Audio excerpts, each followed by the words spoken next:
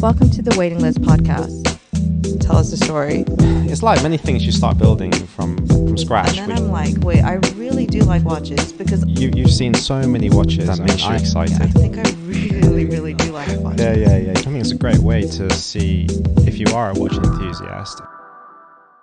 Right, hi, I'm Daniel, and welcome back to the Waiting List podcast, where I'm joined by Long Long and Jacqueline, and today we welcome back Mr. John Reardon to the show. So welcome back, John. Thank you, Daniel. Good to see you, Jacqueline. Long. Right, and this is actually part two because there's actually a part one. And part one is a more of a generalized interview with John. And this one, we're actually going to focus more on Patek Philippe. If you haven't listened to the first one, you must make time for it.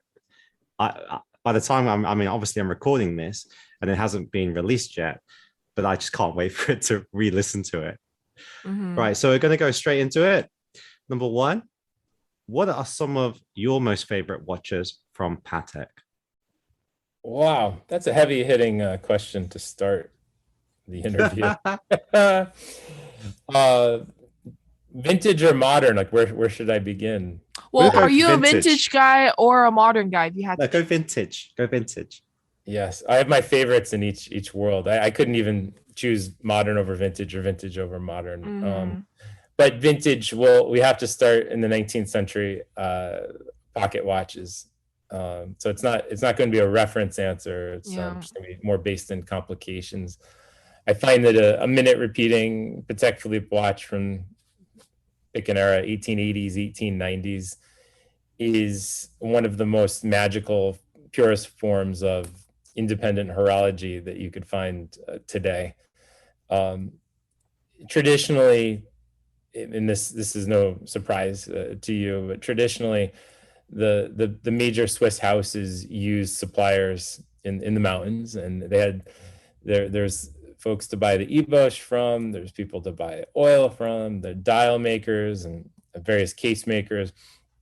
But I really see the height of 19th century horology was in Switzerland, and in particular with the finish that Patek Philippe offered. There was only 4,000 watches a year being made in the late 19th century. Mm-hmm. And to me, it's amazing that you could buy some of the most complicated examples for a comparative song. You can buy a minute repeating pocket watch, open face, easily under $20,000 US today. And the sound that you hear from that minute repeater as it chimes the hours, the quarters, and the minutes is exactly the same as what it would have sounded like 120 years ago. And I find that magical. I'm often amused by when I see the prices of modern Patek Philippe folding clasp in platinum, for example, approaching 6,000 US. And for the price of a buckle, you can buy an enamel pocket watch from 1875. And even when you go back further, I mean, in the mid 19th century, you could find pieces that are of notable value well under $5,000. And to have a piece of history at this price point is just, I think, one of our greatest buying opportunities of our era. And I don't think it'll last forever. Okay, so you think the prices are soft then on these pocket watches? Yes, I mean, we have seen a return. I'd say we'll see a heartbeat in the pocket watch collecting community. Prices are going up.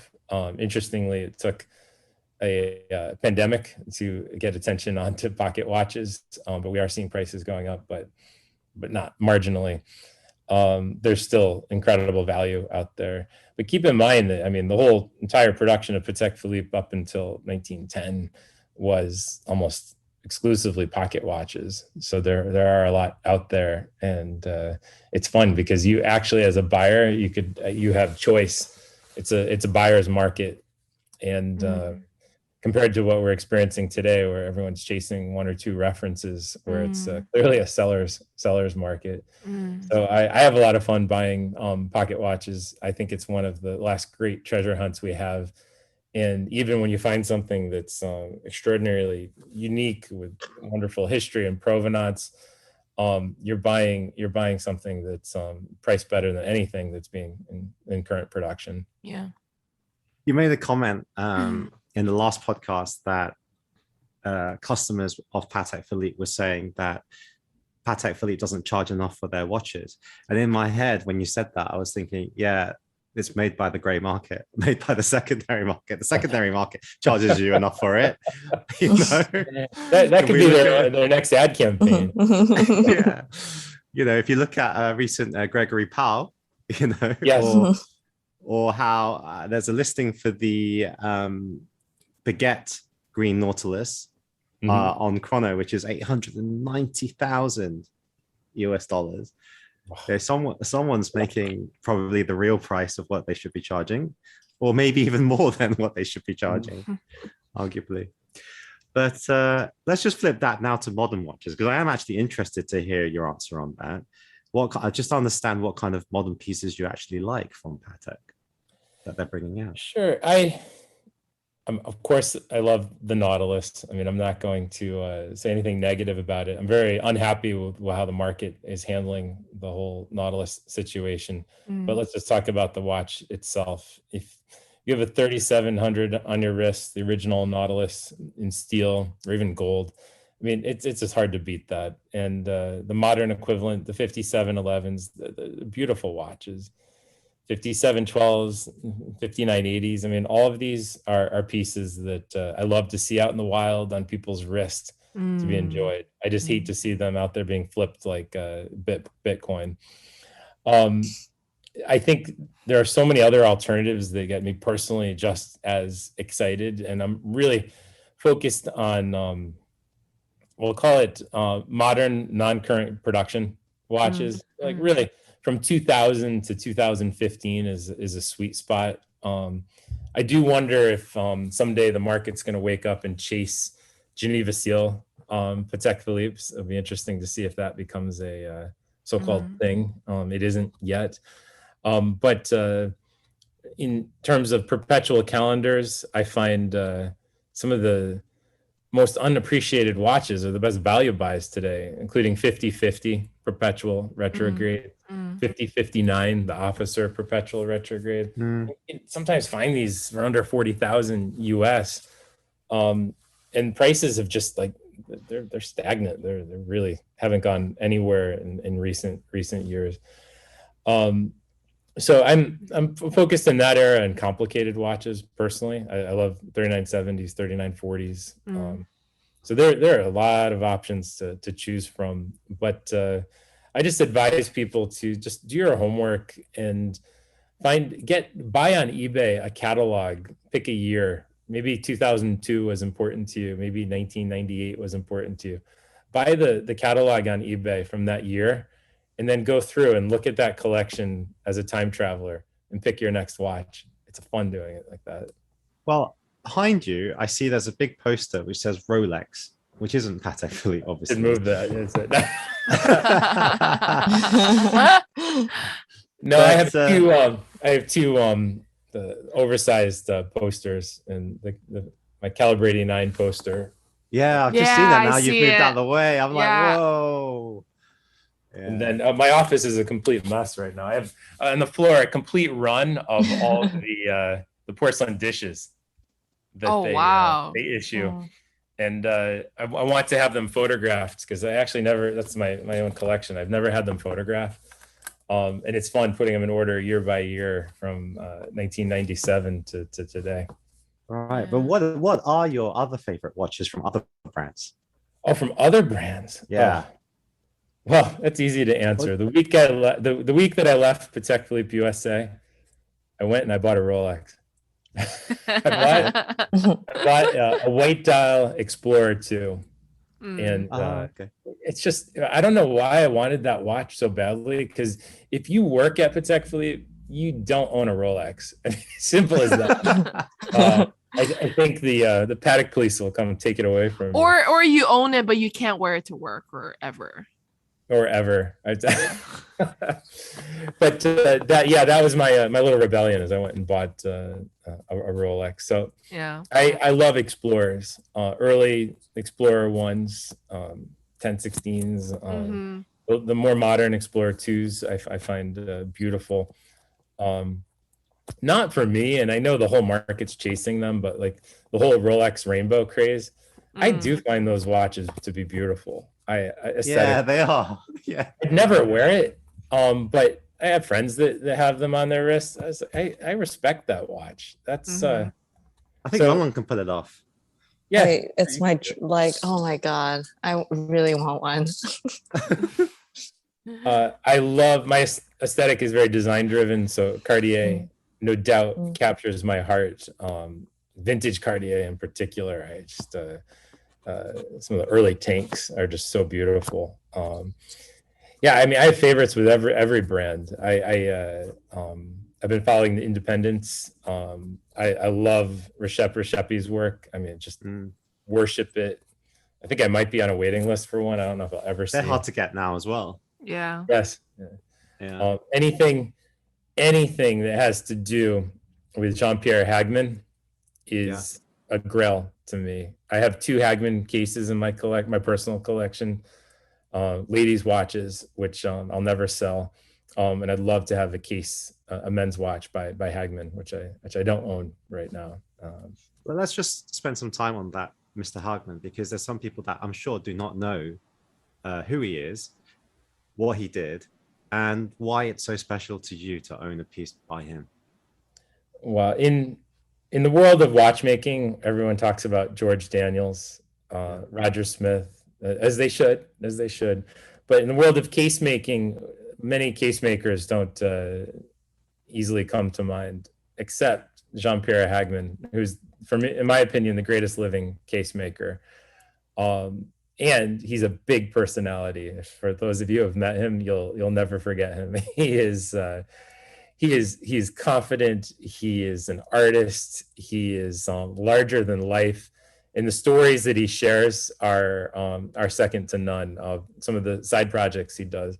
In fact, he should be someone you interview if you haven't already. So he is incredible. His work, it's a relatively little known fact that he did lots for Patek Philippe. Patek Philippe doesn't want to advertise that because they really don't market or advertise the people that are making their watches. Jean-Pierre Hagmann is, I think, one of the only individuals that has his own initials on Patek Philippe cases. And that's not there. He made more than what his initials are on the famous JPH stamp. There are Patek Philippe, I understand, wasn't so happy having his initials on their watches, so it's not all the time. But if you can find a reference 3939 repeater or a 3979 repeater made by Hagmann, it is to me, it's like the height of case making in the world of horology. So it's I hate to say that publicly because I'm personally chasing down anything Hagmann I can find. So Yeah, we're not releasing this one as well.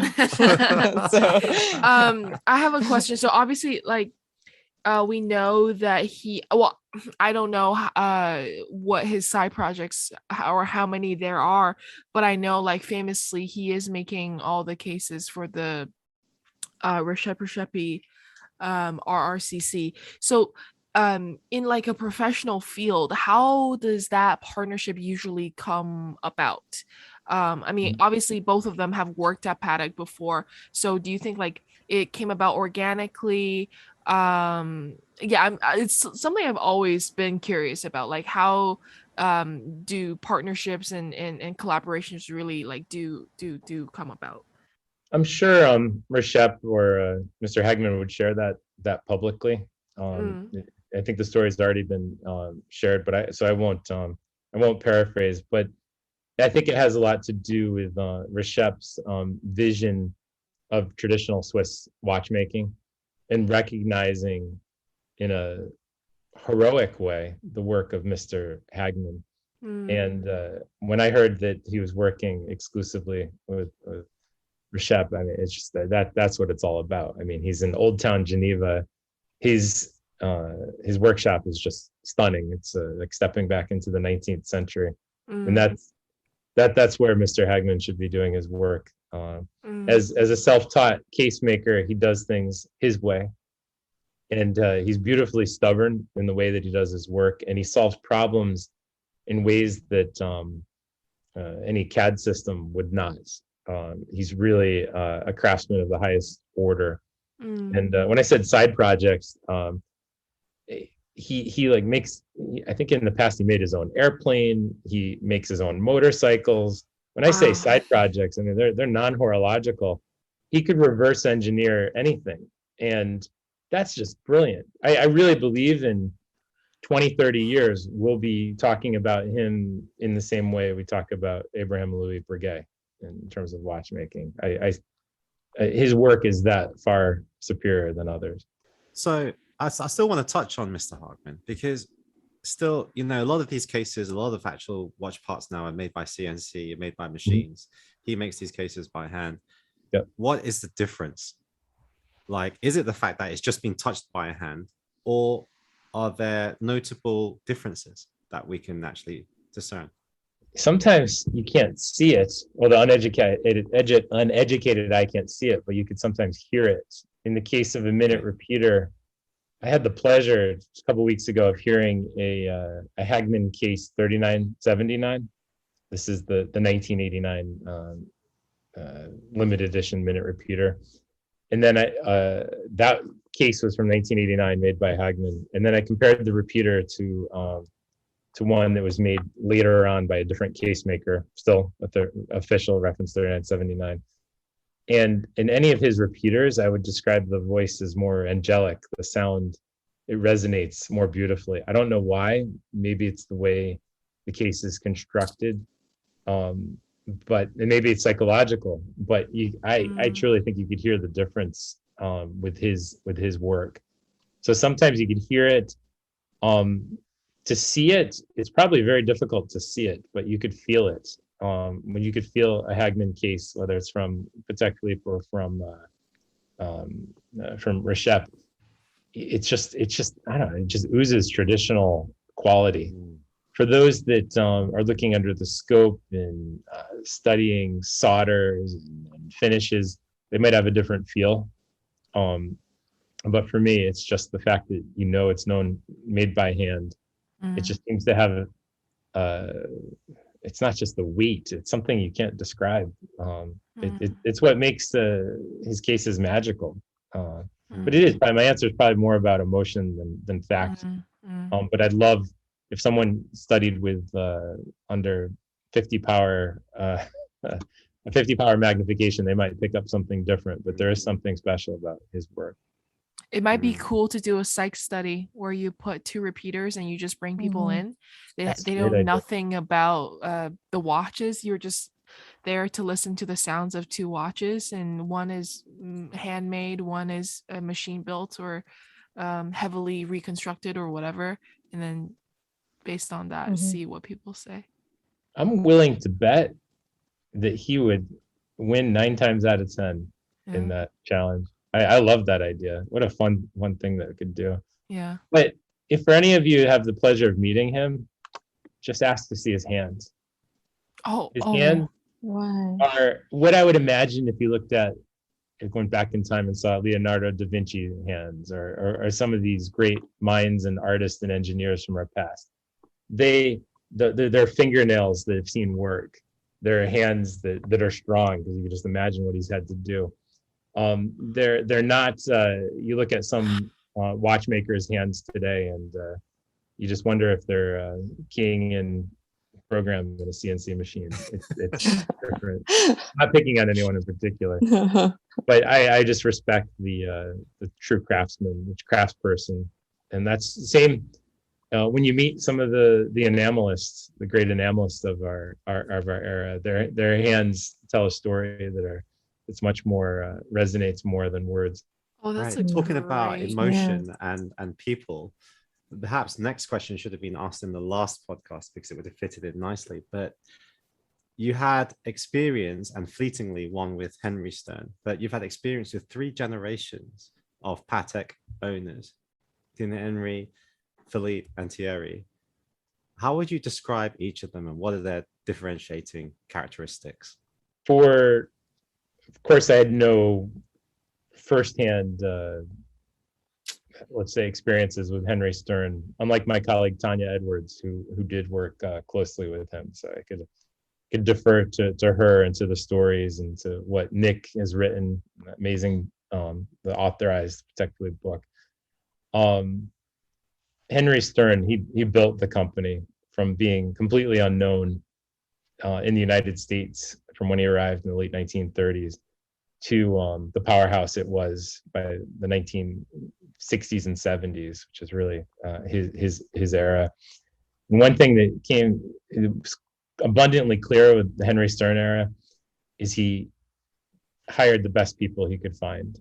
He had John Pfister as his technical director in Geneva, which is a person and name that people don't talk about, but he was president of the company too later on in his career, and people like that really what built it. Werner Sohn, who's a dear friend of mine, he joined Henry Stern Watch Agency in the late 1930s when he came to the U.S. from Germany, and he left as chairman. And his career throughout almost all of the 20th century kind of points back to his respect, partnership, and friendship with the Stern family, in particular Henry Stern. So the Henry Stern era is, and I'm looking back at it kind of romantically again, it was a time of really pounding the pavement, getting watches in front of people, and explaining to them what makes the difference between this watch and this watch. And in a famous photo of Henry Stern, I don't know if I have a copy right here. Here, I'm going to pull out a picture real quick, because this photograph says it all of what the Henry Stern era was all about. So this picture shows Henry Stern. That to me captures what it's all about. Wait, Henry Stern is the one on the Right. It's the, right. Right. Yes, you'll see it is the white like neckerchief in his pocket, Yeah. the pocket square. This is what he had to do. He had to pound the pavement globally, explaining what makes a Patek Philippe.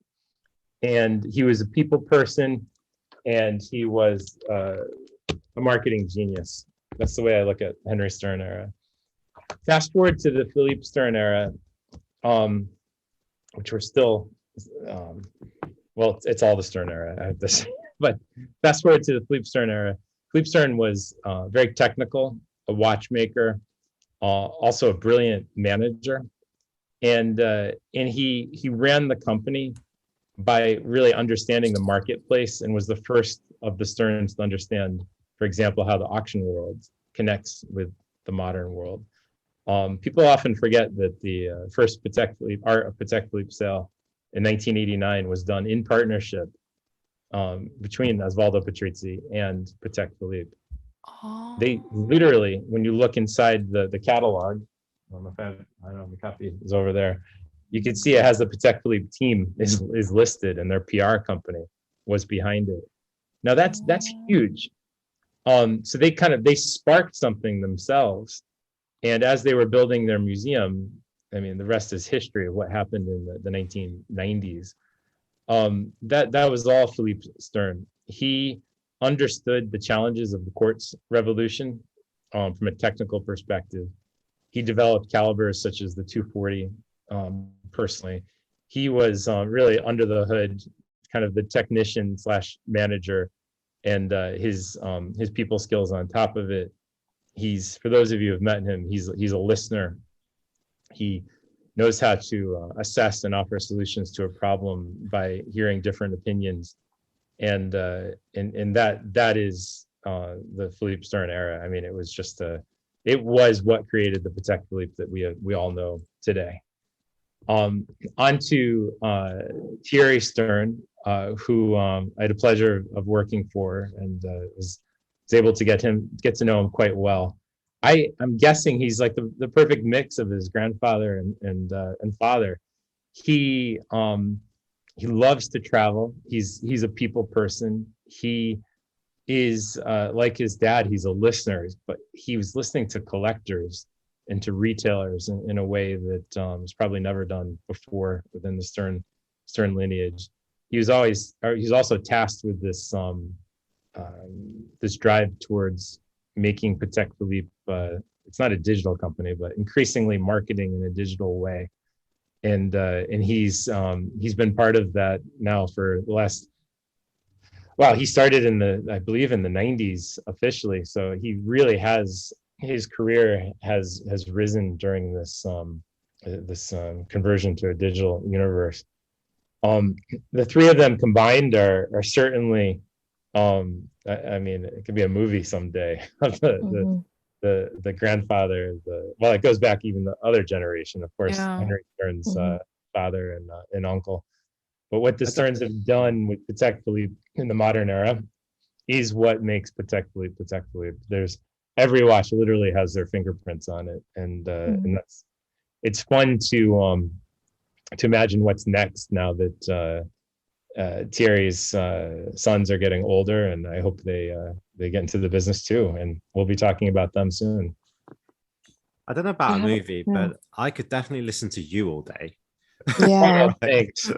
I could definitely listen to you, and I think I would get lost in your office. I think if I've had a family holiday anywhere near your office, I think I'd be in massive trouble, because it would be like, Daniel, we're supposed to be on holiday, and I'd be like, yeah, just leave me alone.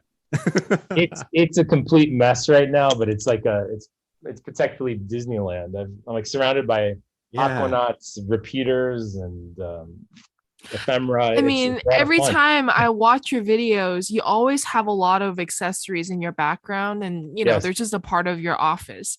But then I actually noticed your Henry Graves box even before you did the video about it, and then you finally did a video about it and you told a story, and I thought that was like one of the coolest things I've watched from your channel, because it wasn't a watch, but yet it was so much bigger than just a watch. So yeah, I would definitely, like, the first thing I would go for and hold would probably be that box.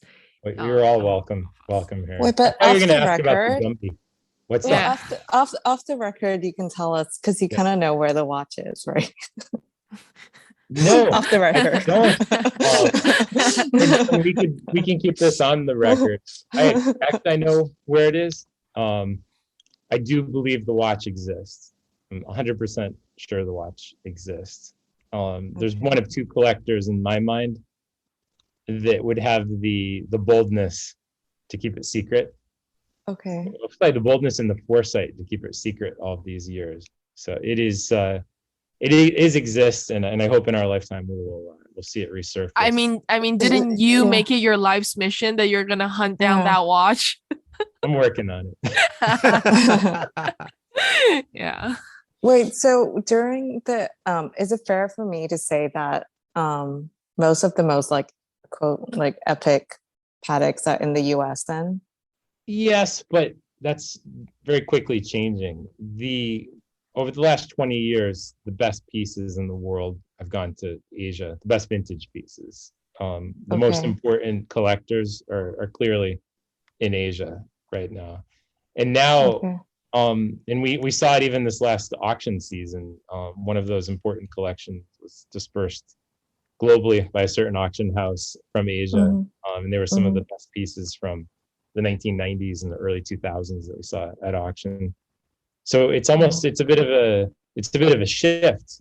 Yes, there's still great pieces and safe deposit boxes coming out of the US, but there are still, I think right now the treasure hunting in Asia is just as good there as it is here. Okay, I have a ridiculous question, but then I know like this is applicable to me, Dan, and Jacqueline. So I know in one of your interviews, at one point in your life, you were sent to stay like the equivalent of like I wouldn't say a church, but it's like a... Are you some private investigator or something? I like how you leaned in. It's like... Yeah, because I'm just like, okay, like it will make sense to you, but you, because I don't want to like get the names wrong because I find it really disrespectful, but it was part of your religion and you were sent to stay in these places which are like, it's like a church, but then there's housing. And then you got your watches from like not the priest, but you know what I'm trying to say, right? The people working there, and yeah. So when it's I mean, it was just one watch. It wasn't nothing. I wish I could make a better story than that. But when I first moved to New York, my starting salary at Sotheby's was $0. It was an unpaid internship for the first few months. So to live in New York, I had to I literally stayed at a priory run by Dominican friars, and it was during that. And by the way, they have one of the most beautiful churches and like residences on the Upper East Side of New York. So it was it was a great location. I could walk easily to Sotheby's at that time, but it was interestingly, we keep coming down to this. We'd have dinner quite early every night. It's like 3:30 now. I think in dinner, literally, I remember leaving Sotheby's. I was like, sorry, I got to go back to the priory and have dinner. You know, the food was included. So, but I was the only one that wasn't wearing like the robes. Yeah. And it was, I think I was only there like 6 months, but it seemed like a lifetime. I couldn't wait to get out. I have to say, if you're living at a priory, your dating life is limited.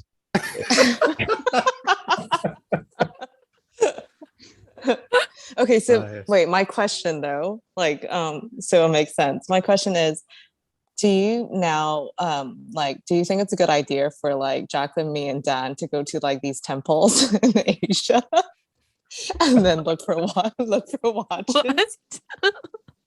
No, okay, I know you're laughing, but have you ever seen on holiday when all the monks go to Rolex? Yeah. You know what I'm talking about. In China, a monk is a very good profession, and they're walking around with like Rolexes on their wrists. I don't know how they're doing it. I don't know. Oh, I do know how they're doing it, but I don't know. I still it's a dream if I could ever meet or interview the Dalai Lama to discuss his Patek Philippe gifted to him. What? FDR. That is one of the richest stories of horology out there. The pocket watch, right? Yes. So when the U.S. was trying to get access to I believe Tibet at that time, they had to win the favor of the Dalai Lama, and he was 8 or 9 years old at the time. So the U.S. government sent an envoy to present him with, because they knew he liked watches. He apparently could take a watch apart and put it back together. So they gave him this perpetual calendar, Patek Philippe, which is still one of his own prized possessions. So to your point that monks, friars, men and women of the cloth may have watches, maybe it is something that we should explore. All right. Yeah. Right. Wow, that was a laugh. But no, I'm like, what time did he have dinner at? 3? No, lunch was at 12:30, and dinner there I think was 5:45. So. As I get older, I eat a little later. So. Right. Next question. You've worked at Patek Philippe, which we all, as we've mentioned, is one of the last remaining family-owned watch brands in the world.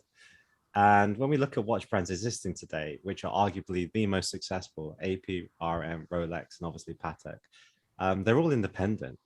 What is it that happens to a brand once it enters a portfolio such as Swatch, LVMH, Richemont, Kering, that makes it seem so much harder to replicate the success of the brands I just mentioned? Wow, I think it all comes down to money. And when I started at Patek Philippe, I asked Hank Edelman, I told him I didn't understand the pricing of the watches, because I did have exposure to how much the US distributor was buying the watches for, and then how much they were selling it to the retailers, and then the final retail price. And it didn't make sense to me at all, because the prices seemed in many cases too low at that time. And he said it. I wish he's so much more eloquent than I am, but the message was this. He's like, our goal at Patek Philippe, and this is the goal of the Stearns, is to pass on the most amount of value possible to the end consumer. God forbid someone has to sell a watch at some point, but we want the watch to be as affordable possible and to create value where value might not have existed before. And I from a company that is a for-profit company, to say it that way, the message that you're trying to pass on the best value to an end consumer is completely at odds with one of the big groups. The big groups they're there to make profit for their shareholders, period. There's nothing else. They're I'm not picking on anyone in particular, but they're heartless companies that are there to make profit. They make amazing watches. We all have to remember it's a for-profit at the end of the day. Now, the Stearns, I don't think it's any secret that at this point in time they're doing just fine financially. Their goal in selling watches and consumer, I would argue, is still the same as passing the best value on to the end consumer.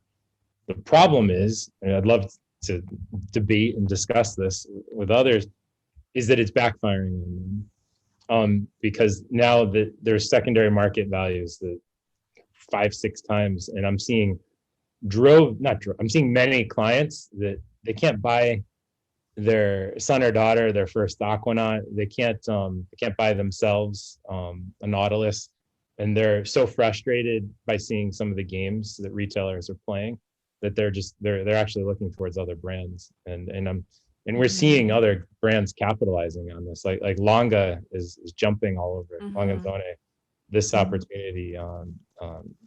Vacheron, Audemars, they're all seeing opportunities that the value proposition offered by Patek Philippe might be one of their weaknesses today.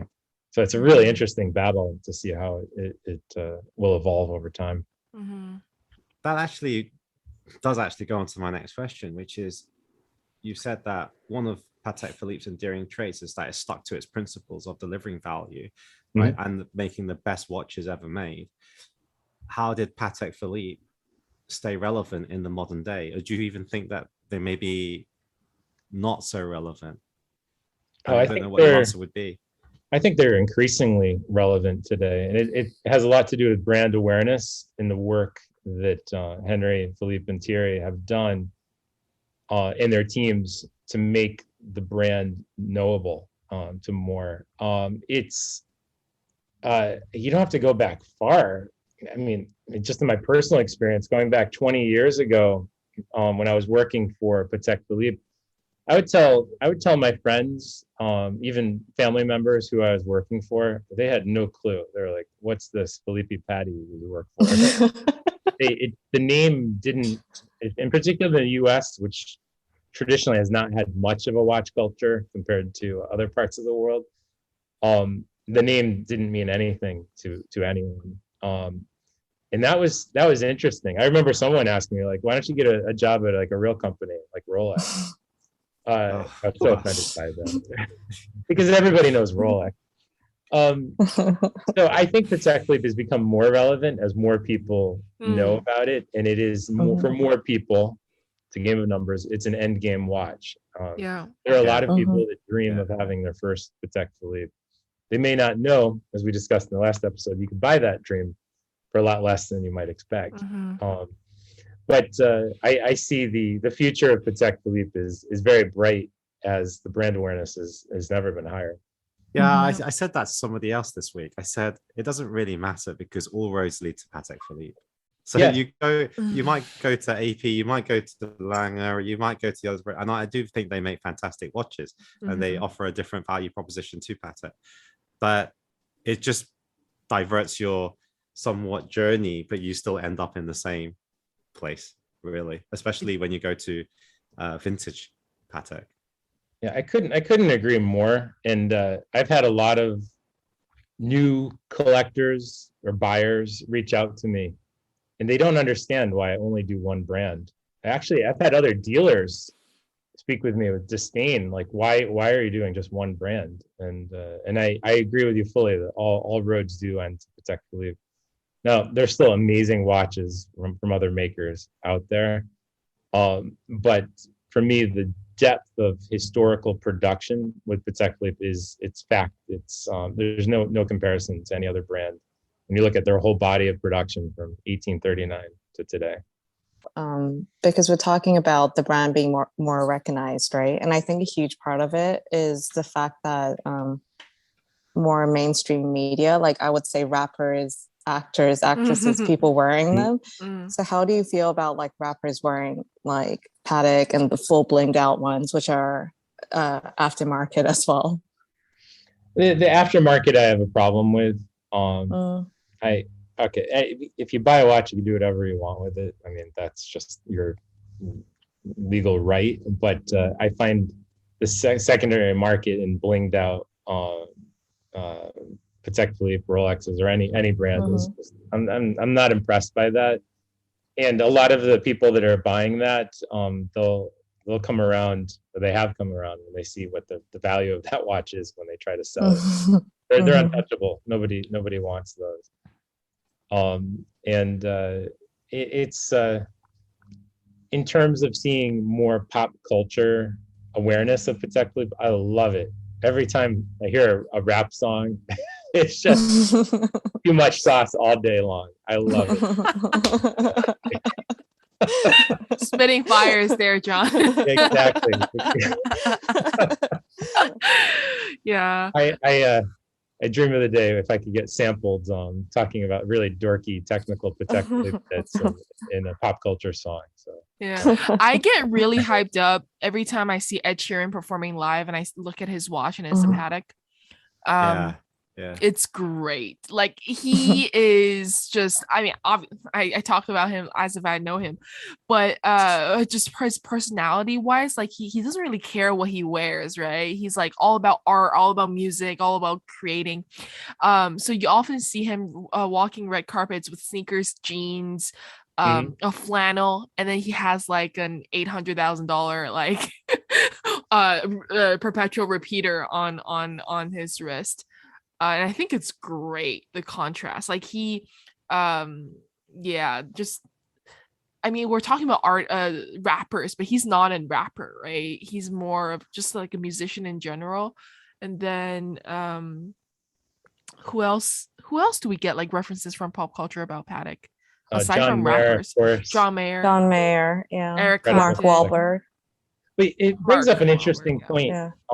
A number of my clients, not naming names, are celebrities. In particular, some are musicians, and the musicians say the same thing all the time. They're concerned when they're on stage about sweat, because it's hot, and you're whatever instrument you're playing, piano, you're playing guitar, your strap's going to get destroyed very, very quickly. So one of the most common things that I hear is, well, how can I wear a watch that's more comfortable? I believe Ed Sheeran wears a Richard Mille because it's just a super comfortable strap on his wrist to perform on. But it kind of goes back even earlier to the 50s when Ray Charles wanted his first Patek Philippe, and he sweat so much when he was playing piano that he custom ordered a platinum bracelet for his watch, which is a montre à temps. For those of you who don't know the story, it's a watch that you could actually feel the time with diamonds on the dial. I told him what time it was, and it had a minute repeater, so it was about as good as it gets. Oh my god! So there's this long history of musicians and Patek Philippe, sports stars and Patek Philippe, and when you speak to them, it's about the practicality of how the watch wears on their wrist, which is more so than when you talk to collectors. Collectors are often obsessed with rarity, or aftermarket value, unfortunately, where a lot of, at least I see with celebrities, it's about how does it feel? It's a really great question to ask. How is it on the wrist? How do you feel, just from your own experience, vintage watches or collecting watches is changing to the new generation? Obviously, you mentioned that it seems like the collecting is now happening more in Asia. Is it the same things that attract those collectors, such as rarity, or are there kind of different kind of distinctive differences? Wow, it's information is the answer to the question. This is the first generation of new collectors where I see them asking the right questions from day one. Not a day goes by when I receive an email or a message where someone's saying, I'm thinking of buying my first Patek Philippe, but I'm horrified. And many of these emails are from Asia in particular. And then they're like, I'm scared, really honest, about buying my first Patek Philippe because I don't want to make a mistake, because I read about and hear about all these horrible things. And then we start going through the process of like, how do you begin like to assess what you want when there's so much to choose from? And that's why I'm creating all this content on YouTube. I'm really trying to introduce people to visually see the variety of Patek Philippe's production. It's really hard to answer a question when someone says, I just want to buy my first Patek Philippe, and then I can't get any more information. So it's just like, I'd like to try eating more food. Where should I begin? I mean, it's just like so much to choose from. So it's a fun process to shepherd new collectors through and to find what his or her next watch might be. Mm-hmm. What in your opinion is the golden period for Patek Philippe? Oh, I answer that in the traditional way. I really love the 40s through the 50s. Yeah. But I do think there's a second golden period from the 90s to the early 2000s. And frankly, we're living through another one now. I mean, the creativity of design and the variety is unsurpassed today. So yeah, it's literally across this generation. Yeah. Jack, you want to say something? John, you mentioned that you get emails of people telling you that they're scared of making their first purchase. They're scared of making mistakes. I guess especially with vintage, because there's so much nonsense going on with vintage watches. I've recently, and this is, I guess on record, but I won't mention the name. I've recently heard from a couple of collectors that they're aware of, people going back and refinishing cases and restamping hallmarks and all that. And so from your perspective, like you've worked at auction houses, you've worked at Patek, you've worked now you're doing your own business, like what would be your advice to give to novice vintage Patek Philippe buyers, and like how do you really like look for these differences, and are they really nuanced, or sometimes are they quite obvious to spot out? A bit both, but they are getting increasingly nuanced. You have to be cautious. And my first bit of advice, which will become part of our universe increasingly, like we see in the art world, is provenance. You need to know where your watch was from day one. Now, there's some cases that, okay, if we find a pocket watch from 1890, we're not going to be able to piece it together. It'd be nice to know if it ever showed up at auction or if it came from original family. We get as much information as possible. But I'm finding increasingly with modern Patek Philippe, the only way to know for sure is if you buy from an authorized retailer and your name's on the cert. If you're buying something that has never been touched, and you're essentially beginning that watch's journey for the future, because everything will be vintage down the road. And you should document everything, and of course, don't lose your boxer papers, which is so common these days. But in terms of due diligence and the studying, knowing what you're buying is legit.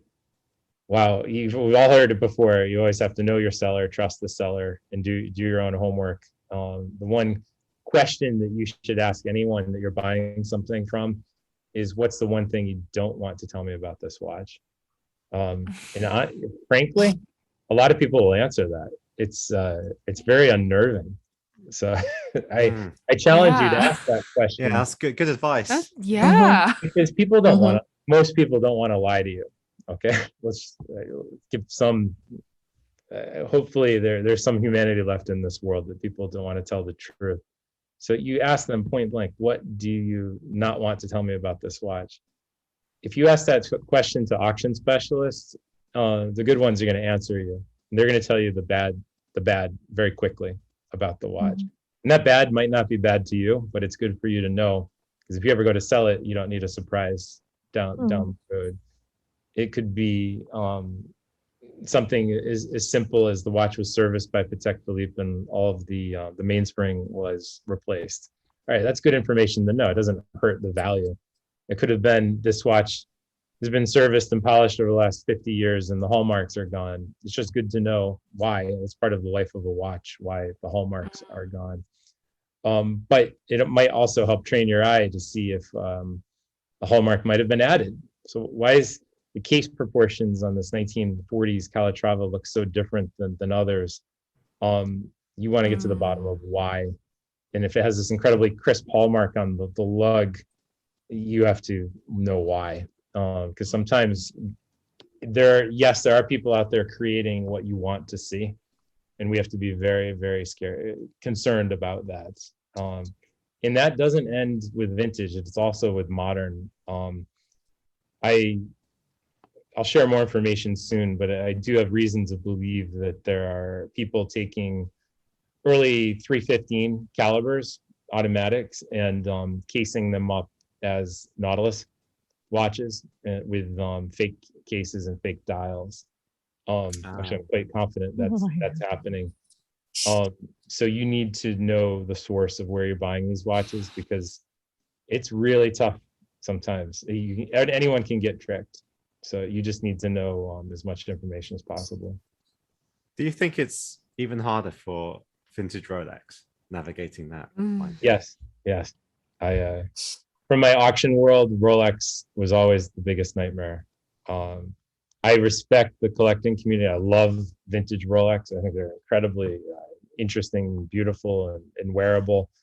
Yet I saw some pretty nasty things. So it's a truly let the buyer beware situation, and work with dealers, people like Eric Koo and Eric Wind, who know what they're talking about, and can help navigate through the vintage Rolex world. There's something that you mentioned though that crossed my mind when you did say about the provenance of a watch, right, with box and papers. But we're seeing that a lot of Chinese buy watches, right? And then a lot of Chinese, they throw away the box and papers because it makes it easier to bring back into the country. So will it be in the future that actually those with box and papers are actually going to be more rare? Because for most part, I would say the Chinese collector, or initially at the start, doesn't care about the box and papers. They really don't. They just care about the product. And then straight away, right from the bat, you've lost that initial provenance, right? I think it's going to become increasingly important that everything's documented. So many boxes and papers have been thrown out. It's incredible how many boxes and papers are lost as a result of divorce. It's very sadly common in the US. One person gets the watches, the other party gets the boxes, and they're never going to read it. Who gets the watch? Who gets the box?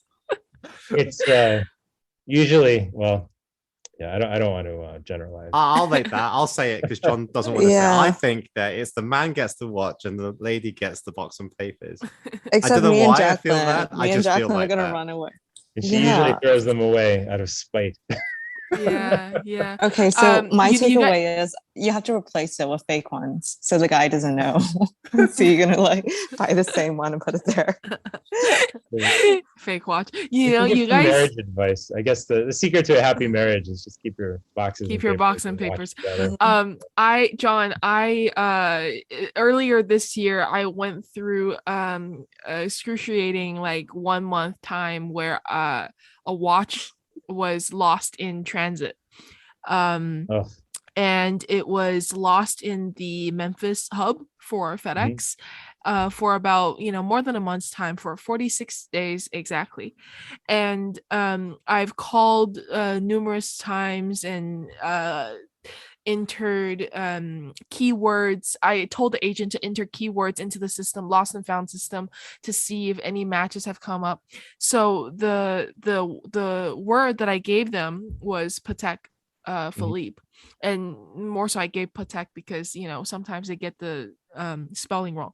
And then I would be on the phone calling these overgoods department every day to see if new results came up.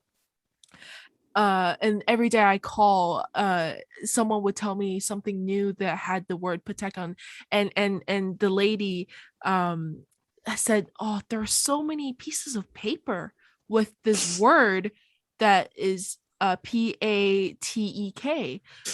We don't know what these paper are, but they're in the lost and founds at FedEx, and nobody's claiming them. So." Maybe a lot of papers also get lost, a lot of accessories get lost in transit, and they just all end up in these lost and found and overgoods of these shipping companies, and they're gone, but you don't know what's there but the lady told me there's so many pieces of certificates, and it's amazing. Love to see that room. That's, Yeah. Mhm. that's great. Yeah.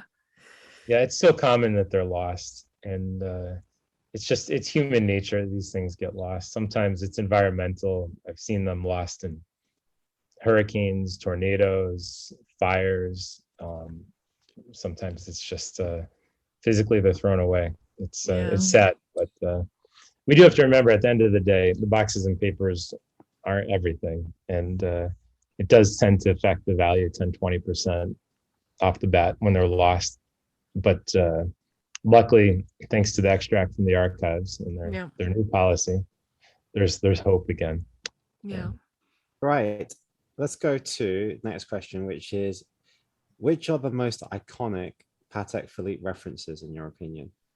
I'm a big fan, no coincidence, of the reference 570, just a classic Calatrava. The 96, of course, it's a bit smaller. That shape of the classic Calatrava, I think, belongs in everyone's collection. Just a classic two-hand with sub-seconds in the color of your choice. It's just a beautiful thing to have. Getting more difficult to find nice examples, but with time you could source one. But like a perfect 3-watch collection to me would be a 570. Then second, just a perpetual calendar. It could be a 3940, a 5140, a 5050. I mean, the list goes on. Just a Patek Philippe perpetual calendar, because you could still get things priced well in the 30s US, going up. But a perpetual calendar to me is just like a quintessential Patek Philippe application. And then finally, yes, a sports watch, but it doesn't have to be a Nautilus. I'd be open to a Neptune, the 5080s, which are, I think, really underappreciated. I think a 5085 is another very cool, complicated, so-called somewhat sports watch. Early Aquanauts are still, well, they're getting a little pricey, but they're still very wearable. So that, with those 3 watches, and throw a pocket watch in there for the gravy, you're in good shape with a nice core Patek Philippe collection. Yeah. Didn't you guys want to ask John about the Beta 21? No, I said he wears that, like he collects that. Through my detective work. Like, I know that you like, you mentioned that you like the fact that the case was a bit different and chunkier and everything. So then I went to look for them. And I mean, it's not my style, but it is very interesting. It is very, very interesting. Yeah. It's interesting, like the Beta 21s, the 3587 in particular, it's the largest Patek Philippe made, until about 2000 wristwatch. So you do get a certain style aesthetic with it. They're fun to wear because you could literally feel the Beta 21 on your wrist. The other one, sorry to interrupt. The other one, before I forget, I don't know the reference, but it's really cute. It's like a 3700 had a baby with an ellipse. Do you know which one I'm talking about? And then 3770. Yeah, like Google this. It's so cute. Yeah. And those, nobody liked those watches. Nobody wanted those, but over the last 2 years, they've started taking off in price because it's quartz, it's a lip, it's Nautilus all in one, and it reminds me. It reminds me of the Royal Oak, not the Royal Oak, but the quartz watch with the Royal Oak bracelet that AP makes. This also kind of similar in black shape. Dial, right? Yeah. Also similar in shape. Oh yeah, I know the one. Yeah. But John, what would you think, like, from a collector's market, because you deal with so many like clients, what would you say, like, right now, Nautilus and steel sport watches models aside, are like top preferences that people are kind of chasing and want to have in their own collections? The watches to buy today, like the value buys, is that the question? What's the value buy? Or value buys, or just popular references that collectors are looking to buy?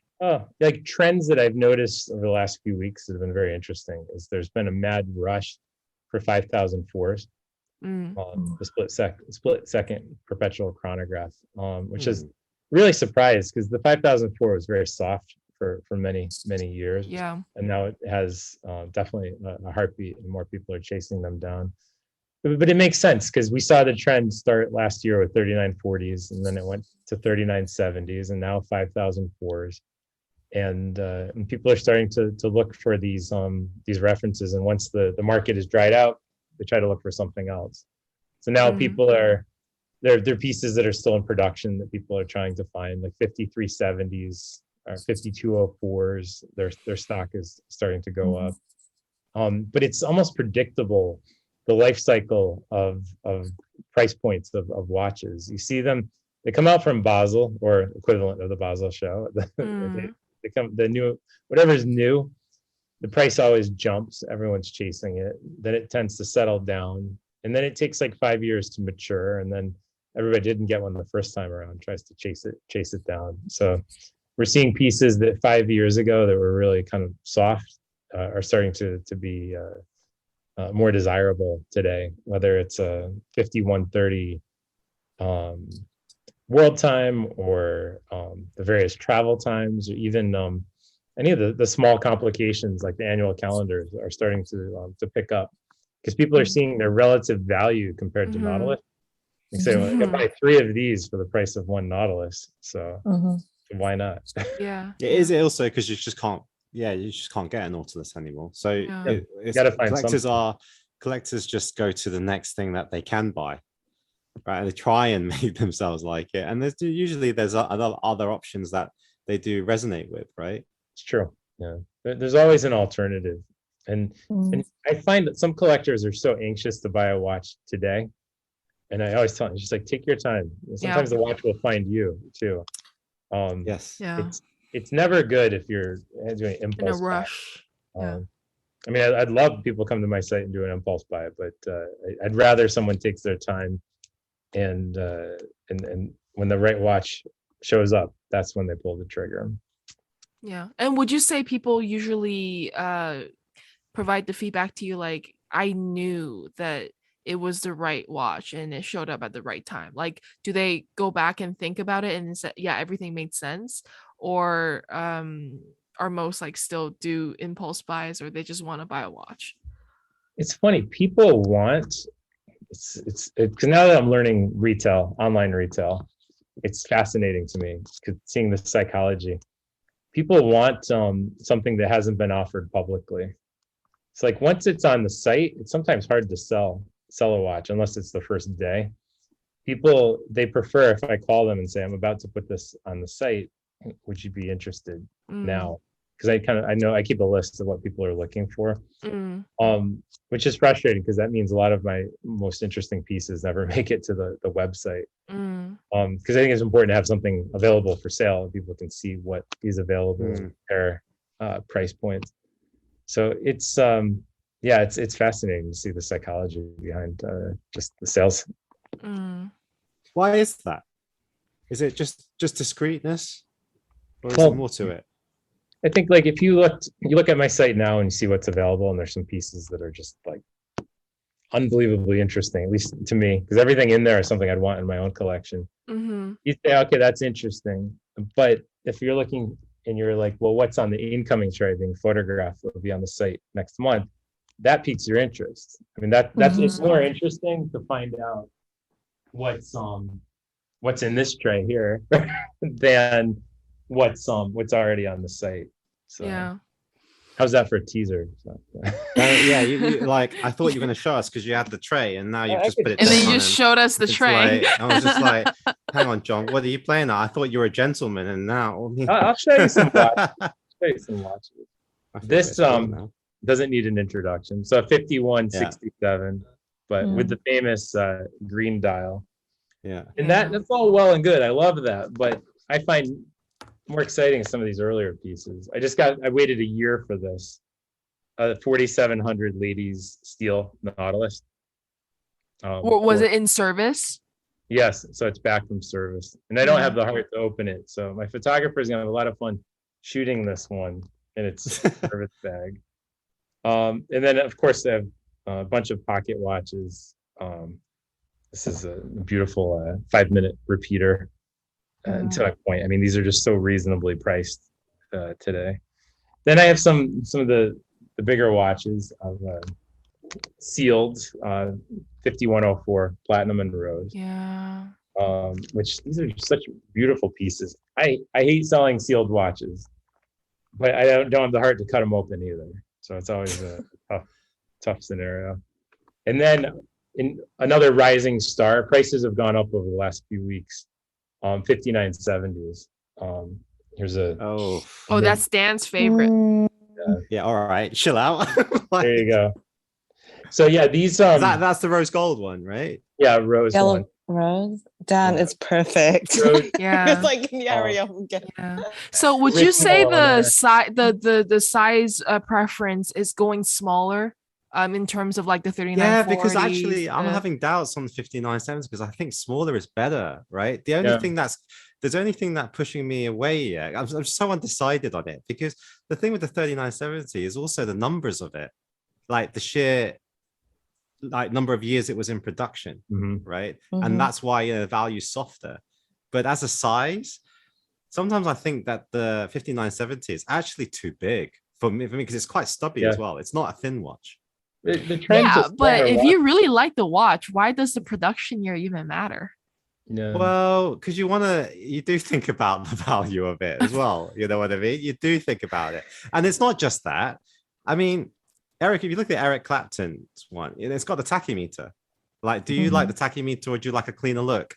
I'm actually still undecided. I was like, oh, definitely tachymeter. But then I'm like, do you know what? On the 3970, it does look a bit too busy. Yeah, there's an argument to say that. Maybe a cleaner look has a more refined look. So I'm like, oh, geez. You know, but I do say, like, if I went for the 3970, it'd probably be yellow gold series 2 leaf hands, you know, that kind. The And stick numerals are so nice on the early series. It's and they're relatively still well priced. 3970s. yeah, exactly. Yeah, like 5970 getting it's a bit high. Oh, right?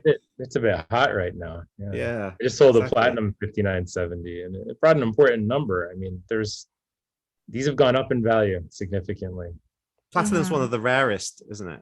Yeah, there's less than 500 out there. But yeah, yellow gold is possibly the rarest of all 5970s, which is interesting. But I'm a big fan of 5970s. There's I think it is, from a design perspective, it's one of the last truly classic watches from the modern era. Yeah, there's loads of actual, when you really compare the two, it isn't just, I know a lot of people just compare the size, but actually it isn't. You've got the pump pushers, pushers against, the pushers the as well. case design, the lugs. lugs. There's a lot to it. It's not just the size. So I'm always a believer, if you're not sure, just don't buy. You know? Yeah, there you go. Yeah. Right. We were spoiled by you in the last episode because you shared that beautiful story of the Patek Philippe lady making the case. I was wondering whether you could share one more memorable story about that brand, Patek Philippe, to us. Wow, you got to give me a second. Trying to think something Trying to think of a story that's gonna you don't have bring to make tears. us cry. No pressure. You want something that brings happiness or sadness or not? Yeah. Wow, I'm trying to think of something I haven't shared publicly before. Oh, that'd be very nice. Yeah, it's always tough because a lot of these stories we can't be shared. Like especially it's okay, we'll hit stop recording and then. But no. What we can do is, while you're thinking of that, we can go on to the last question, right? Which is, you wanted a particular model of Patek associated with collectability, which is the ellipse, right? Why in particular this model when you could have picked across the range, Nautilus, even the perpetual calendars, a lot of the references you just said? Why ellipse? You know, it's funny with the ellipse. Initially, I didn't like it so much, and it was because it was so common. When I started working at Patek Philippe, we had to do inventory once per month. And meaning you had to count every watch physically and by reference number and how many were in stock. And when we reached the ellipse trays, and they were literally in trays, it was just torture because there was just endless amounts of ladies references that looked exactly the same. Like, okay, this one has diamonds, this one doesn't. This is different dial. So I wasn't a big fan of the lips at first. And with collectability, I was trying to look more objectively of like where this market is heading. And 2 years ago, 2.5 years ago, when I was really made my bet on the ellipse, everything then was still Nautilus. And I was thinking, all right, Nautilus is great, but it kind of has like a Genta side story to it. So it's not unique to Patek Philippe. And I asked myself, what wristwatch is completely and fully uniquely Patek Philippe? And I was like, well, the answer is right in front of me. It's the ellipse. And then when I dug into the history of it more, kind of looking at it, it was always in front of us, but I never really looked at it. I realized the ellipse family is the first time that Patek Philippe actually put sets of accessories around a watch. Yeah, cufflinks. In the 1970s, you start seeing cufflinks, the famous lighters. You see, yeah, I love the lighters. Rings. I don't even smoke, and Rings, I think I'll just take up smoking just to use the lighter. Necklaces, like I have the coolest ellipse necklace right here. All of this was kind of new to Patek Philippe because they're trying to build a family, and it was the first time that Patek Philippe did that because they had their own like unique design that they wanted to promote. Other companies tried it. Audemars had some ellipse style watches, for example, but Patek Philippe really owned that marketplace. So I was like, all right, I'm going to give that a go. And that's why I put it on, like for the launch, we put it on the set of caps and had a little fun telling the story of ellipse. And amazingly, prices have gone up. I can't even afford to buy ellipse anymore because they're chasing them down. But they are one of the last categories that you could buy a wristwatch for well under 10,000. And for women, it's one of the best value buys ever. You could find a great ellipse to wear for 3,500, 4,000 US dollars. And you know you're never going to lose money at buying at that level. Yeah. And every time I'm on Instagram. Yeah, I've been looking. Yeah, with the leather strap. Yeah, it's an elegant dress watch. And to be honest, it's not a watch that we see in the community a lot, right, Long Long? Like I can't even remember this is the question. So this is my question. I won the one with the bracelet, right? And I went on I guess this was before it became more popular, like you said. So there were a lot on fashion websites. Like they were on Farfetch, not Net-a-Porter, but some of the US ones. Real. And then, Real. Yeah. And then a lot of them are a blue dial, but then I'm sure it's not patina, but then there's like pink. It's like starting to change color. Yeah, some of them turn purple or which I actually think is really pretty, but I'm just not sure. Am I supposed to? Is it okay to buy those ones, or is that like defunct and I shouldn't touch that? No, it's just like tropical Rolex dials. It's funny because the Patek Philippe community really hasn't placed their bets on aging ellipse dials yet. Yeah. Where if the Rolex shows a beautiful patina, people pay 10 times as much sometimes. Yeah. Where with the Patek Philippe ellipse, if they see some patina developing, and it's a gold dial with the blued gold on top. Eventually, it is going to age. They all are. You're placing your bets on buying one that's been aged well or one that hasn't. Some of them age in a beautiful starburst way. You probably see it looks like fireworks. Yeah. Love those, especially the autumn gold, the brown dials. Really aging. So the great thing as a buyer is if one has showing signs of age, odds are you could buy it for 30% less, or you could buy it very reasonably. People aren't adding value for tropical ellipse dials yet. Okay, I can make it a thing. The thing is, you probably starting could 2021, and then 2040, you'll see it's going to be like the next big thing. That's true. That's what's so much fun about what we do is we all have our stories of I wish I bought it when, and you see pieces. So here's circling back to your question of a Patek story. This would have been 2005. I was at a Patek AD and they were complaining to me how they can't sell 5711 Nautilus. They're like, we have 4 of them and we don't really want to do anything with them. And he actually he had a pre-owned one. He's like, look, this guy didn't want the watch because it was too big. He just traded it in. And they asked me, he's like, hey, you want to buy it? It's $13,000. And at that point, it's like I couldn't swing it. But now that we're seeing that same watch sell for 100, it's kind of fun to see how things have changed. But trends have a way of evolving, and the ellipse was not embraced in the late 70s at all. The market did not like it. It was too big and bulky. And even up until the early 2000s, it wasn't the it watch. So it's fun to imagine what will be the next watch. So if Long says the next hot watch is topical ellipse, probably see one at auction in 2 years for $50,000. All she has to do is take a picture of it with her feet or something, or her legs, and it'll just blow like that.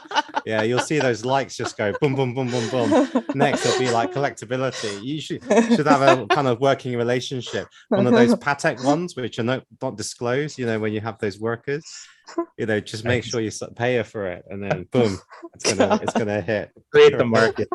Yeah. So, right. Okay, that was the last question. We're back onto the reverso round. So, John, your turn now. 3 questions are allowed. Oh, wow. I didn't know we were going to do that again. Oh, my goodness. Yeah. All right. Daniel, you're first this time. Okay. What's your next Patek Philippe purchase? Okay. Well, I generally keep it collectability. quiet. I generally keep it quiet, right? But I'm working on, and Jacqueline knows this, I'm working on a 5231. Jay. Oh, very nice. Yeah. Yeah. So it's pretty hard, you know, to source at retail. So not 3970. Are you saying you don't want a team I'm watch? really angry. So John, a little background John, I've got story. these friends that are just like they love putting their hand in my wallet. Yeah. So all of us have a 3970. So there's another guy on the team. His name is Chester.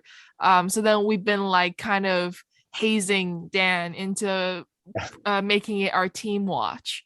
Can you believe that? Like, I think you have no choice at this point. Yeah. Well, the thing is, because 3 of them have got it, it's almost like you don't want to get the same one, you know, right? But then if I don't get the same one, because they've actually all got different ones. Yeah, so we it's do. not like they're not the same one.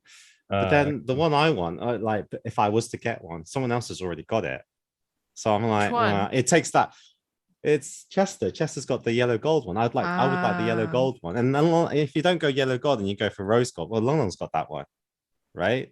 And then if you want any special dials, and then you've kind of got them, haven't you, Jacqueline? So you've trying to ruin the game there. So why didn't you get the one with the bracelet? Yeah, exactly. Well, that's why. Why can't you guys go and get a world timer, right? Like, hey, I really want. Then you guys can get a world timer. Yeah. If you can help me get one, I really want. Which one do you like out the world timer? Platinum 5131p. Yeah. So the one that Chester has. Yeah. Look at my post from 2018. I've been saying this. I like the 5231. Yeah, I think the enameling is on a different level to the previous enameling. I think that I actually think the script is a lot more legible than previously used. I also the fact that Patek Philippe, the way it's printed, rather than on the case on the 5131, I prefer that as well. Also, the case, we've just spent a lot of time talking about smaller. The cases. There's no guards on it, crown guards on the 5231, and the case is less pebbly shaped and more of a traditional looking case. It harks back to just that heritage a little bit, and I just like, I think it's so sexy. I think also a very underappreciated reference. Yeah, it really is. I think it's totally unappreciated. Nobody really talks about it, and I'm like, well, now they are. I mean, honestly, this episode again cannot go out. It's like, it's such a great looking one. All those things, right? I think people don't look at it in detail. If you honestly get the old one and get the new one, you think, compare it. Yeah. But I'm working on it, and it's a bit of a hard one. It's a hard one. Like, yeah. But you know, they always mean more when it's a struggle. Mm-hmm. So that's true. So yeah, that is my answer. Mm-hmm. Right. It's great. Well, it's not too late to get a 3970. I mean, you do want to belong, right? We're waiting. God, peer pressure is real. Even without social media. Just get a 2499 fourth series and Yeah. it up. Yeah. There you go. Yeah, all right, John. Yeah, all right. We're good. They're still under $1 million. Go for it. We've always said when this podcast gets bought for 500 million, then I will go and purchase one. Yeah. sounds like a deal. Wait, whatever happened to your 5004 purchase? Wasn't it like, didn't you guys make a pact? Yeah, we did make a pact. Yeah, that's still ongoing. That's an ongoing pact. Yeah. Okay. Yeah. We basically, Lana and I made a pact that in a certain time of our life, we would get the piece together. Yeah. And a TI-28. Yes. Yeah, I'm so glad you think that, because I've been thinking about that piece too recently. Yeah. And I think we'd go to Kari and say, yeah, can you make us another 2, please? Or He probably will. Yeah. No, he already said he would. So yeah. So let's see if he keeps his end of the bargain. Yeah. Right. Question for Long. All right, Long. We're gonna do the classic dinner party question. Who would you invite? John has met you for not that long, and he already knows you're about food. Yeah, he knows me like inside and out. He knows me well. So in the 1960s, Patek Philippe did imaginary dinner party advertorials in the press here, putting together collectors like Einstein and musicians and like different people from history coming together, some various popes thrown in, having dinner and talking watches. If you were to create your own dinner party of watch collectors, it doesn't have to be Patek only.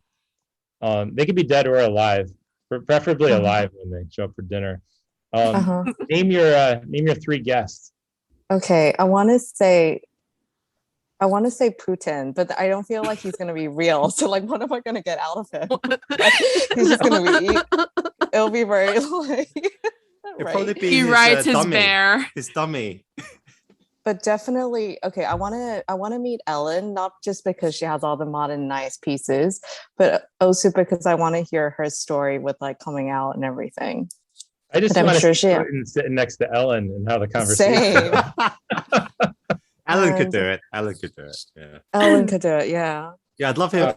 I'd love it if she played that game like Hot or Not. You know, where they have the 2 stars to Putin. You know? Last person. Who do I really want to meet that I feel would? I want to meet a Chinese collector. To be very honest, I know there's a lot of big collectors in this world, but I want to meet a Chinese collector because I know nothing about how they collect. I really know nothing. The only people I know are young and they buy hype pieces. So I want to meet someone that is more like has been collecting for long. Seasoned and has been collecting for longer and who has epic pieces, very low key, somewhere in China. And I just want to understand his thought process and what he collected first and where he went after that. So are you talking about local Chinese or international? Yeah, Chinese? Local Chinese. Very local Chinese. Okay. I think I could arrange that. Yeah. Yeah, I really want to meet like just not, no more like hype pieces, but like very old wise man that I really want to meet someone there's like one that come to mind. I mean, but he's not very low key. He's I think you know what. Yeah, like are you talking about Holger or something? Yeah, he's not very low key. Like people know of him, so he's like VIP status for Patek, but then people know. So it's not like, oh, I'm meeting someone who's very private and doesn't show his collection. Like a lot of his watches have been printed in journals and in magazines and whatever, but his collection isn't like insane. He has like a unique 3939. He has like a lot of unique pieces. What else does he have, Dan? To be honest, I think he has the thing with him is that he doesn't just stick with Patek. He has Cartier, he has a full range, and he knows the pieces he's buying. He can tell you every piece why he bought it. He's not just a hoarder. He really, really knows his watches. And every time I've had the pleasure to share dinner with him, he's been a real gentleman. He's been really approachable. He's not been, flashing everything. He really is a good role model, I would say, to the younger generation of watch collecting, of what it's about. He's not about the flash. He really isn't. Not about the hype. Yeah. So, we could arrange that. Yeah. Last one. Dreams do come true, right? Yeah. All right, Jacqueline. 3-part question. Okay. Speed round though, right? Okay. The last Patek, sorry, let me rephrase that. The last watch or horological magazine that you read or thumbed through. Has to be watch in print. Like a physical. Yeah, Okay. physical copy. It was a magazine. I mean, this is so like it was a magazine that was gifted to me when I visited the RM boutique in Vancouver. Like a physical printout copy of their catalog and a lot about sporting events. But the thing was huge. Like it was twice as big as my laptop, which I didn't know. So not as classy as I wanted it to be, but it's an honest answer. It was a magazine printout that they give to me for free. All right. Yeah. Next question. Last horological website you visited. That's a good question. Don't make us check your browser. No, I'm gonna check my browser right now because I can't remember. If it's not collectability, I'm gonna be It was collectability. I'll be honest. It was collectability because my mom called me. My mom called me when we were recording, and then she was like, "Why aren't you picking up?" And then I was like, "I'm interviewing this this guy that I've always wanted to like interview for our podcast." And she's like, "Oh, who is he?" So then I went to collectability Instagram account and I sent it to her. So yeah, I guess it is collectability. I appreciate the product placement there. Yeah. Social media. Do you have 2 or 3 social media sites that you have to visit every day? It could be Instagram or any platform. Oh, okay. So I like that question. Yeah. Instagram, YouTube, and I've been on Reddit a lot recently. I find that there's a strong and tight-knit community of watch collectors on Reddit, and it's a different type of sharing. Instagram is all about likes, YouTube is all about views, but Reddit is really you don't have to click into a post because of the comment count. More often than not, for myself, I go on posts that don't have that many comments because I want to participate more. When you have 200 threads, 200 comments on a thread, it's like your thought or your discussion point get lost very easily. So Reddit is like a perfect combination between community, photos, and just conversation. Yeah, Instagram has really just, for me, turned into a search engine for photos of a particular reference I might be looking for. Yeah, for hashtags. That's what I use. Yeah, for hashtags. Yeah, like to actually follow certain accounts. Being totally honest, it would be Long Long and Jacqueline, right? Because I like to see. It's really not even their posts; it's their stories. Your favorite account. Wait, tell John your favorite account. Lugs and Jugs.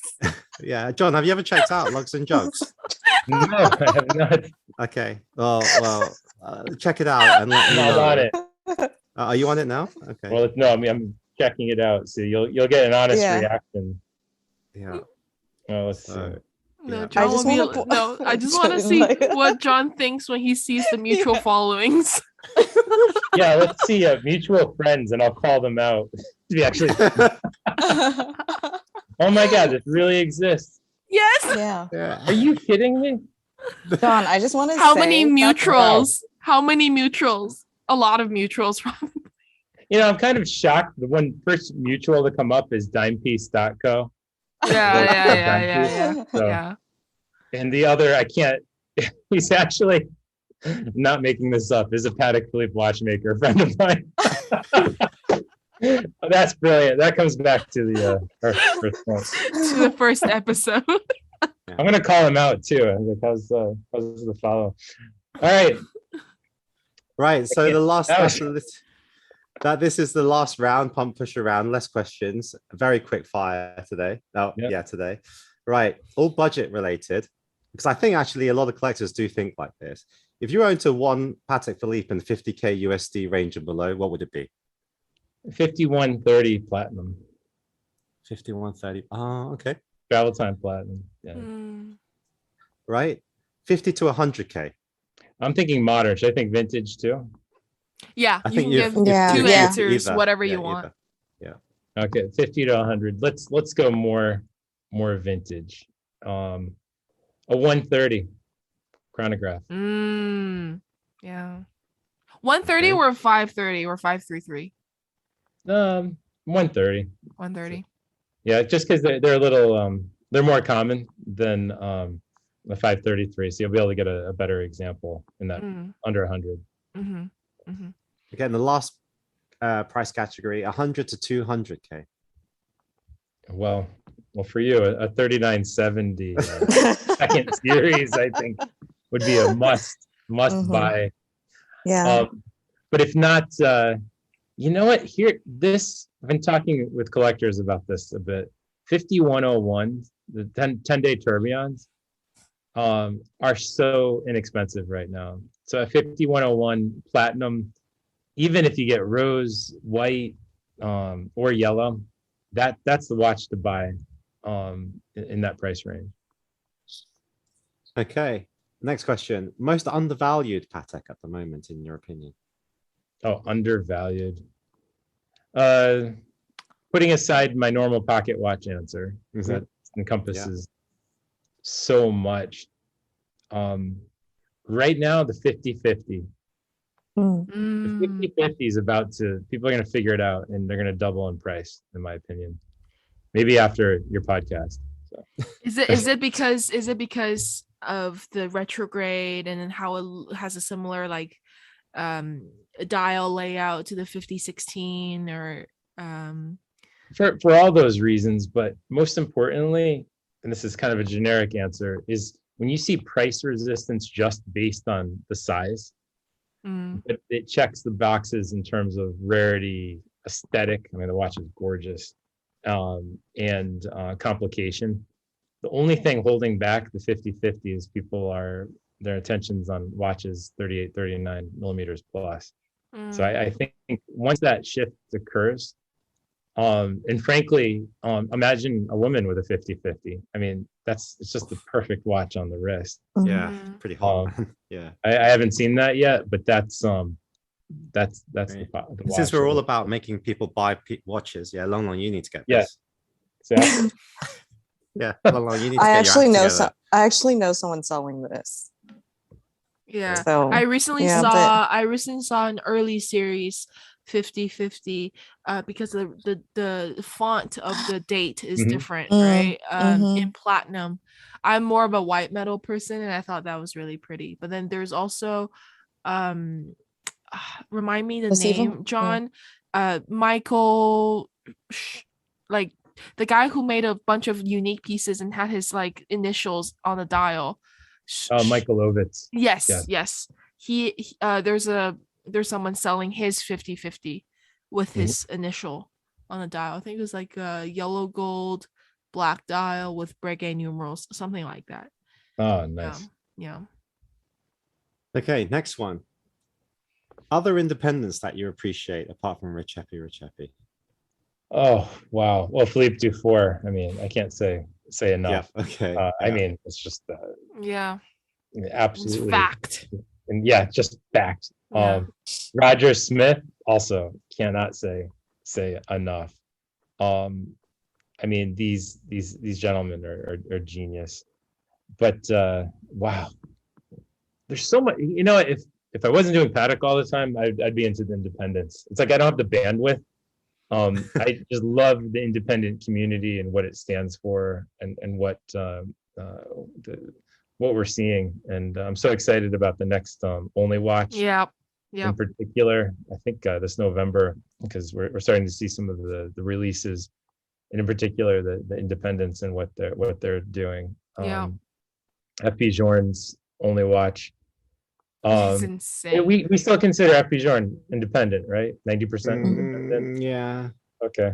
Yeah. I'm still excited about his Only Watch with the hand. I think that this is a really crazy piece.